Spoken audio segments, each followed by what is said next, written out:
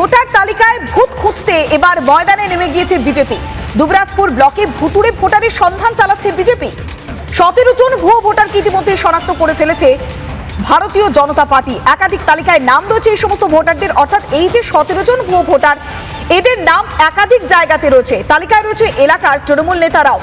তালিকা প্রকাশ্যে আসতেই সরব হয়েছে বিজেপি নেতৃত্ব। কি অভিযোগ করছেন বিজেপি নেতারা, এমনকি পাল্টা তৃণমূল কংগ্রেস কি সাফাই দিচ্ছে শুনুন একবার। তৃণমূলের জেলা সভাপতি অনুব্রত মণ্ডলের ঘনিষ্ঠ তারই নাম ভুতুড়ে ভোটারে ঢুকে রয়েছে। তাদের ঘাটগোপালপুরেও ভোটার লিস্ট রয়েছে, পাথরচাপড়িতেও ভোটার লিস্ট রয়েছে। কিন্তু দুটোই এপিক নম্বর, দুটোই আলাদা। তাহলে ভুতুড়ে এরাই তো, তৃণমূলটাই ভুতুড়ে।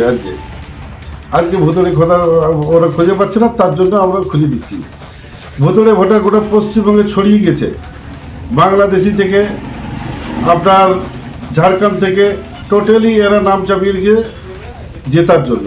কোথায় কোরা কি একটা বার করলো সেটা কিছু যায় আসে না। এমএলএ কি বললো না বললো তাদের কোনো কাজ নেই।